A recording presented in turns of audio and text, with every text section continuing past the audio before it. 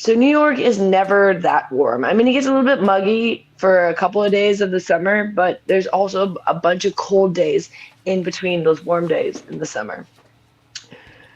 So I actually was having a great time blogging, and Rich said I should come back on because I texted him saying I was done with work, and so I was missing you guys. Like I actually, I didn't think I wanted to blog today. Like honestly, when we got in a fight earlier, was part of it was about the blogging thing too, because I was like, I'm just too busy. I don't have time for this.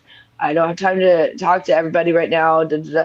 And then when I got on here, I'm like, I really miss talking to you guys. Like I feel a little bit lonely here in New York without my family and without you guys, honestly. And I wish I could kind of share a little more of my experience, but unfortunately, people are haters and ruin it for the people that are not haters that would like to see the experience and not be haters and not try to dox me and things like that. But um, I've been watching a lot of I've been watching a bunch of Jack Doherty videos the Oh other no day. way, It he's funny. popped up. I I know it was popped wondering why up. that's in my feed. I was like, why are these all Oh, coming that to was my feed? me. Yeah, that was me. And I also this other girl was so cute. Oh my God, there's this girl. I feel bad. She's His his probably new not his new that girlfriend. old. No, no, no, no, no, not his girl. She's weird. No, there's this girl that popped up in my feed that was doing a little thing to a G Easy song. Adorable girl. I don't know her age. She's probably like in her, early 20s or something like that. But just gorgeous. And I was like hearting all her stuff. And I was like, oh God, this is probably going to pop up. And we're like, what is this stuff? Because it's on our channel on YouTube. So I'm like hearting people's stuff. So then they pop up in the feed when he jumps on. Yeah, Jack Doherty, I was watching his videos just yesterday. They were popping up in my feed for some reason. I never look at YouTube that much anymore these days because I'm so busy. But when I go to post my videos, I'll once in a while see something. And he popped up, and I was intrigued by it because he's a funny little kid. Um, but it's hard because, there's so much fakeness out there that I don't know which part of Jack's videos are real or fake, or if they're all fake. So it starts to kind of annoy me because I can't really tell. You know what I mean? Hey, good luck to you. Check it out. Look, Genevieve Walters is watching the live from Luxembourg. That's in I think it's ooh, in Germany. right. I think so. And they adopted a little girl today from an orphanage as a single mother. So she says, wish her luck so she can be a good mom and make her a good person. That's great of you, Genevieve. That's awesome. Good job. Good job. Good job. Yeah, I'm really frustrated that there are such nasty people because there's a lot of great people like you, Genevieve. Genevieve, did you say? That's a beautiful name if I said it right. Yeah. I weirdly can't remember people's names. So like I have a really good memory and I'm really good at a lot of things, not names. Names for some reason.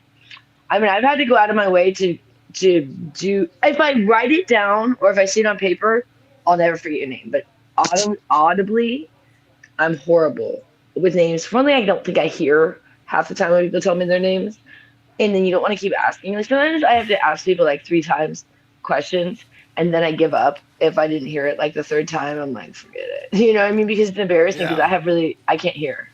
Yeah. Um, and if I'm in our kitchen bathroom and Richard's in the room, I can't hear anything.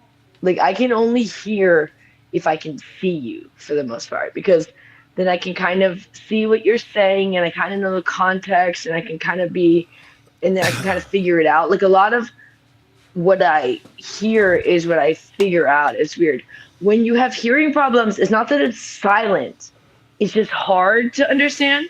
So like if you know the context, you can kind of be like, "Oh, I know what they're saying to me." But something out of the blue, sometimes I'll ask Richard like 3 times. I'm like, "What?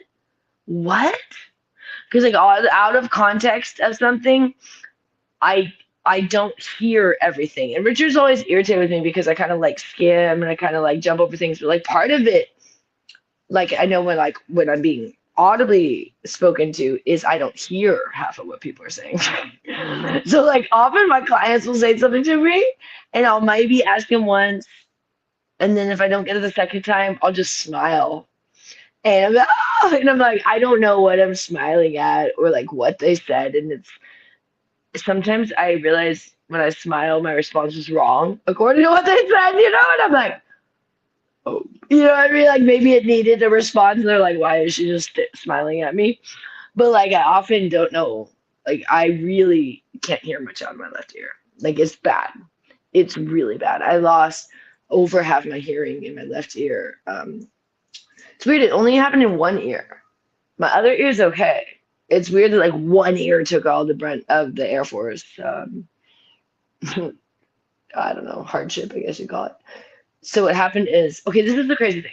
So my job, I was on the AWACS plane, which is the Airborne Warning and Control Systems. That's what AWACS stands for.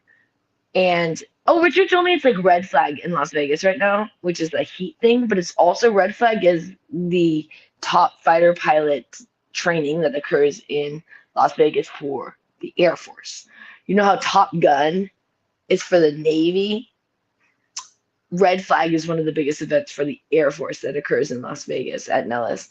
And I was involved in that in like probably like 2003. I don't remember the exact year. I think it was 2003. I was 19.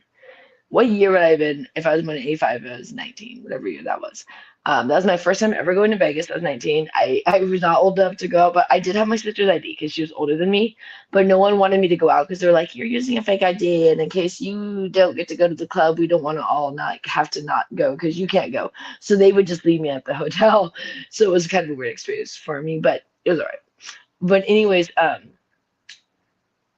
so red flag is going on right now for the heat thing. So it's also a fighter pilot event, but it's also a heat warning is red flag in Las Vegas. So I guess it's a red flag heat warning right now. But anywho, so what happens is my job, I was an airborne surveillance technician was my first job. Then I became an airborne surveillance instructor. My job was a 1 Alpha 4 1 1, I think was my first one, and my second one was a 1 Alpha 4 5 1, I believe, 5 1 1, something like that, somewhere around there. I don't remember. I was 20 years old, you know. So it's been a while. I was 21 when I got out of the military, so it's been a minute. It's been almost 20 years. I'm 40, so it's been almost 20 years since I've been out of the military, so it's been a minute. But anywho, next year will be 20 years since I've been in the military. So there's a lot I don't remember, which you think you would remember everything, but you don't. As you get older, you realize you remember some things, you don't remember everything. You remember significant things, but you don't remember like the dailies, you know. And so what happens when you were an airborne surveillance technician, AST is what they called it. We were also called airborne snack technicians as a joke, which since there's only like two or three enlisted positions on the job, the rest are officers. So there's the radar technician is enlisted, the airborne surveillance instructors are and technicians are enlisted. Um, the SST, which is the senior surveillance instructor, is or technician is enlisted. You have like a couple of I think I forget their titles, but there's two people that sit in the front, something with the radar, that sit in the front that are enlisted, but everyone else is officers on the plane. So what that means, if you guys don't know the military, there's this huge thing between officer and enlisted. All the differences between officer and enlisted is that an officer has a degree. So it's a big thing in the military is this frustration of an enlisted person because we used to tease, we would say an officer just means they have a basket weaving degree because literally they could have a degree in anything. It didn't matter what they got the degree in, but you have to bow down to them if you're enlisted in their officer. You have to salute them. You have to you worship them. So it's a little bit of a frustration as an enlisted person. Um, because especially if someone's a brand new officer, which you call them butter bars, because they have just one gold bar called a butter bar. Um, that's a second lieutenant is a butter bar. And those people have the most attitude. They want you to salute, like every time you see them, even if you miss it, you know, it's a big deal because they're like, I'm an officer, you're enlisted, and you're like, you don't even deserve my respect right now. You haven't even been in the military as long as me. Get out of here. Most of them, that's how it goes. But they go to officer training school and they sometimes come from the academy and they just, you know, think they're holier than thou. So on the plane, the enlisted are the ones that have to bring in all the meals and bring in all the water and all the coffee. So on every mission, we bring a huge pot of coffee. We'd bring in 2 5-gallon water jugs, those big, huge orange tub things that, that you dispense the water at the bottom, those huge things. And we would bring in meals for everybody. You have to go to the dining hall. You have to order the meals for everybody. So this is the other thing. Everyone writes down which meals they want because there's different meals. They come in a box, and there's a meal for the flight. You get one meal. You can choose. There's like 5 different ones to choose from. Whether they have different proteins, they have different snacks, they have whatever thing you are into. If you're a vegan, I was a vegan at the time. They have vegetarian ones. They have vegan ones.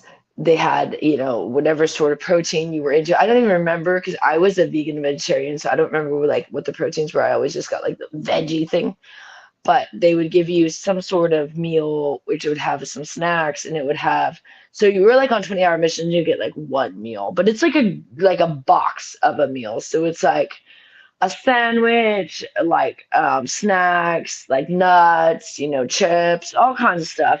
And then, of course, your water you just get from the plane. And when it runs out, you run out of water. So you can bring your own water. You can bring your own stuff too. Like you were able to bring anything if you want. Like I used to bring Starbucks Frappuccino bottles on the plane because I was a huge coffee. Like I didn't drink the disgusting coffee they would provide. It was horrid. So it was like tar. So, and I knew where it came from because we picked it up. And I'm like, I wouldn't drink that shit. Before then, we didn't even clean the thing that good. Usually, it was like in this metal canister that we barely cleaned. And we would go fill it up at the dining hall and be like, have fun, officers. But anywho, so I never touched coffee. It was like tar. But I would drink the water, and I'd bring my own water too. But we had these meals, and we would have to be the ones to go pick it up. But what that meant, the issue with us having to pick up the meals was we would come to the plane earlier than everyone else, besides the crew that was setting up the plane. So there's a crew that goes ahead of time to like do all of their flight checks and everything. It's usually like the flight deck goes and like a handful of other people go, but no one else in the mission crew is what they call it. The people in the back of the plane are called the mission crew. You're the front of the plane, you have the flight crew. So the flight crew arrived early along with our people, the air ASTs, the airborne snack technicians. So we would bring the meals and we would bring the water and the coffee. But the problem was they were doing all of the tests when we would be going out to the flight line. So they would have the engines running, and they would be like engines of a plane going, and all they gave us was those like squishy orange earplugs. Like the little things that you put in your ear. They're like useless. They would literally fall out of the air. They call it FOD, foreign object debris.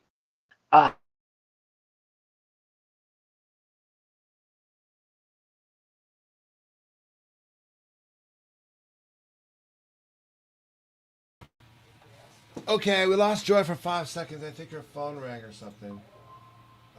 She'll probably come back. How's everybody doing? Good.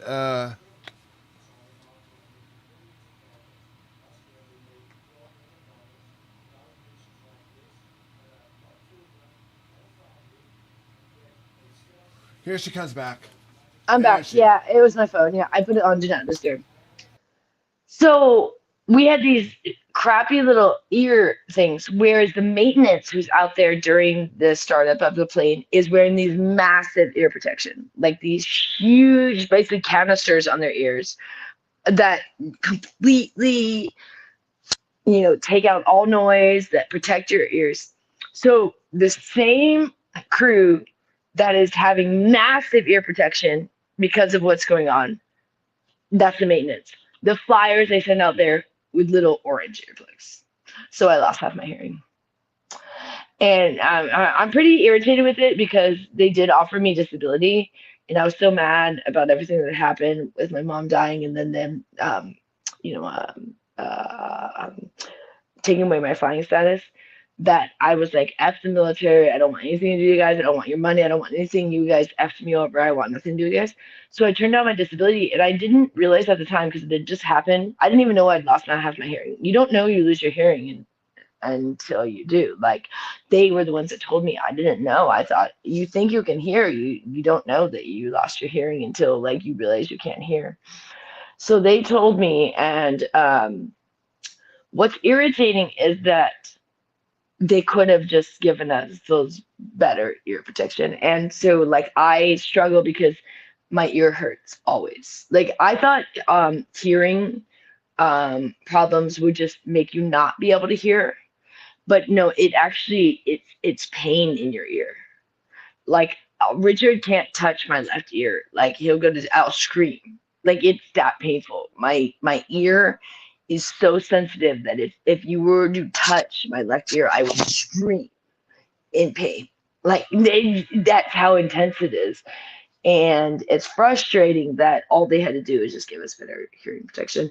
And I guess there was some lawsuit about hearing protection with the military, and they reached out to me, but they said um, it had more to do with some war thing, like you had to be in some wars. I don't know. I remember some lawyer reached out to me and they said, well, you're actually not in the category, but sorry to hear what happened to you. But it was something to do with some, you had to be in some certain war that they were looking for. You know how they do those class action suits. I got reached out to because they knew I had lost half my hearing, but I didn't fit into their particular class action suit, which I was totally okay with because I don't even want to be involved in all that malarkey. I don't care. I'm not someone that sues. Richard's all about that. He wants to sue about the Porsche. I want to just let it go, but he's like, they screwed us over. I'm like, I know. Do you understand? Suing costs a lot of money as well. But I know we'll try to deal with that. But it's just, I don't like dealing with anything legal or governmental. Like if I can avoid those things as much as possible, but like still be legal, with like everything you're doing, but not have to go to court, not have to get a lawyer, not have to, deal with the DMV as little as possible kind of things, things like that. Like I'm so happy I got my real ID. I was so happy. I brought both too. I have my what do you call it? The temporary one and the permanent one. I brought them both. I was like, in case anything happens, at least I have the temporary one if I were to lose my new real ID. So I brought it all to New York. So I'm like, I'm good to go. But I was so excited when I was checking through security at the airport to have my real ID because I almost became a disaster if I didn't get the real ID. I mean, I almost didn't get an appointment. So um, I kind of procrastinated too long.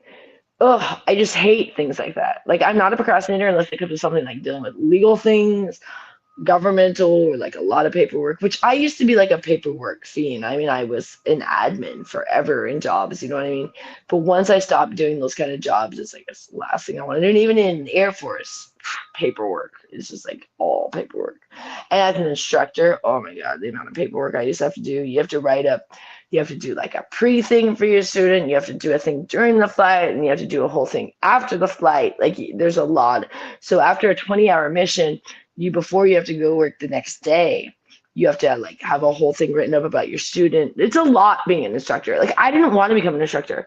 Like I became an instructor before my peers and everyone hated me for becoming an instructor. And I was like, do I have to? And they're like, well, you're our best. We want you to be. And I was like, but do I have to? They're like, kinda. I was like, I mean, I didn't want to because I'm not someone, I don't want everyone to hate on me. I don't want to be like up here while people are down here. It's just not my prerogative.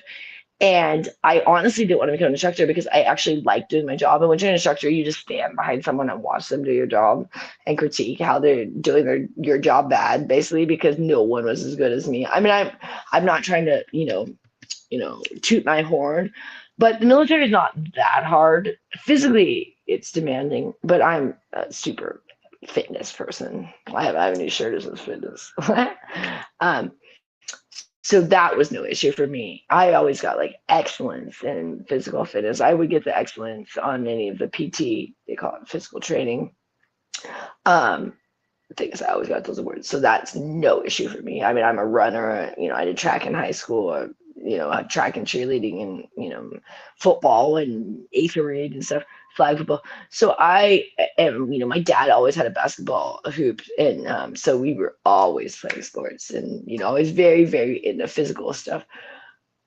So that was no issue for me.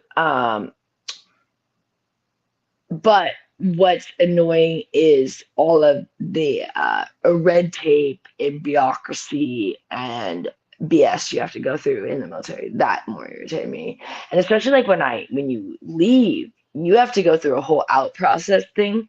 So part of why I didn't want to get my disability is I was already been going to like 2 weeks of out process. You have to go to every single, so you go to the finances, you go to the medical, you go to all these personnel, you go to human resources, you have to go to each area and you have to out process with them when you leave the military.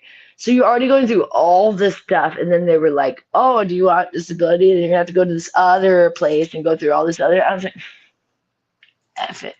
I was already irritated with them. I was like, "I'm just done with your guys' bureaucracy and red tape and paperwork." So when I left the military, I had about 9 personnel files. I had my whole flight records. I mean, I flew like thousands and thousands of hours, and I had all of that documentation. I don't anymore, unfortunately. One of our moving processes, it all got lost, the cave thing. And yeah, I had dog tags. I had a government passport. I've had 4 passports in my lifetime, because that I started traveling when I was 3 years old, um, to other countries. And then I went to Mexico when I was 3. I went to China when I was 15. I went to Ecuador when I was 18, and I went to Panama when I was with Richard, twice. So I've gone out of country many times. So I've had many passports. Right now, I don't have one because stupid me. I don't know. I'm getting that. I'm not getting that. I disposed of it. I lost the passport. One passport was stolen when we were in our car when we went to the cave, and the other passport, I disposed of myself because I'm an idiot. Yes. When I was drunk one night. Yeah, I am. I'm not. I could have a passport now. I have a. Richard has a passport, and I would have the same because we got it at the same time. And I disposed of mine when I was drunk one time. Yeah, no, no, even go there. Such an idiot. So I got a real ID, and I should have a passport. I should have a passport. I wouldn't have had to get a real ID. That's how frustrating it is. And when I'm drunk, I do this stupid. I remember she'd be like, "Don't throw out your passport," and I was like, "Ah!" I threw out my own passport. Yes. Yes. Don't ask. Don't even ask why. I can't tell you the reason. I don't even remember. I ripped up our. We've had 3 marriage certificates. I ripped up our marriage certificates when I was drunk. One of them was lost in the car. All right. I ripped up one. One was lost in the car. Okay, I only ripped up one. Take it back. One I ripped up. One was lost in the car. Yeah, I got pissed off one time we were with Richard. I was really drunk and we were in a fight, and I ripped up our marriage, our marriage. Oh, not the passport certificate. Me drunk is bad. I mean, I just do the things that affect me too. Where you're like, okay, thanks, that's another $40. Thank you. And then I have to spend on another marriage certificate. It's not like I was gonna get divorced. Like I didn't want a divorce. I just do things like that. Like, oh dear. Hopefully I won't anymore. I mean, those were all when I was younger. All these were many years ago. Now I'm 40, and I feel like I've turned a leaf that, or turned a page, whatever you call it. Um, that I hope, fingers crossed, and I also, I'm not drinking. So I did drink when I first got here in New York, but then I've quit that now because I actually had this experience that I was very intoxicated, but I was aware I was intoxicated. I don't know if you guys have ever experienced that, where it was a scary feeling. It happened just a couple of days ago, and I was like, I'm done with alcohol because if you're just intoxicated and you're incoherent, you don't seem to mind. But if you're intoxicated and you're coherent in some way, where like you're incoherent but coherent, if that makes any sense, where like you're incoherent, it's a really scary feeling because you're like you feel like it's an out of body experience. And it was weird because I've never experienced that. And I wasn't on any sort of drug or stimulant or anything. It was just fully just alcohol. But like I think they let me have that out of body experience so that I could like see myself. And it was scary to me because I felt like out of control. Like I felt like I'm so drunk right now, but I can't help myself. And I can see I'm drunk, but I have to just ride it out. And a scary moment for me. And I was like, wow, this happens all the time, but I'm not aware. Like normally I'm just so incoherent that I'm not coherent. If that, and I don't know why. Richard even said, "Were you on any other drug? Like, why were you?" I was, no, I wasn't. Because I haven't done any drug. I haven't done any drug. I've only had a gummy since I've been here. A couple gummies from that one client, which was a couple days ago over the weekend. That's all I've had. So I haven't had any weed. I haven't had anything except for some alcohol, and I think it just happened so that I could experience that, if that makes sense. Like it was one of those, like, I feel like the universe like provided that for me to kind of scare me away from alcohol, because it was like I could see myself but I couldn't help myself. Like I was like I remember I was just feeling like so out of it, but like aware I was out of it, if that makes sense. And that kind of scared me. So I think that was a good wake up call for me. And also I just get really, really tired, and then I like sleep, and then I don't know what's going on. And that scared me over the weekend. That happened where that happens sometimes with just from the gummies. But there was earlier in the weekend where I had drank, and I end up falling asleep and then being like asleep for a really long time, and that scares me. And that can happen sometimes just from weed. So I have to be careful if I do something like a gummy. I don't do the gummies because they usually, well, for one thing, the sugar, but also because they kick in late. So you'll be like feeling fine, and then 2 or 3 hours later, you're like really tired all of a sudden, and that's not good for New York, because you can feel fine when you do it and think you don't have anything going on, and then by the time it kicks in, you have an appointment or something like that. And so, um, anyhow, I'm getting excited to try to. I wish I could show you guys what's going on in this room. I hate that I can't show you guys. So right now, what I want to do is start cooking one of my burgers in my new little George Foreman. But I can't show you guys any of that. I can only sit on this white floor where I put my blanket down and the white wall. It's not a white floor, but I covered the floor so you guys can't see the floor. I don't even want you guys to even see the floor of this hotel. You know what I mean? You might be like, oh, I can recognize that floor. I'm going to find it online. So people do. They literally go find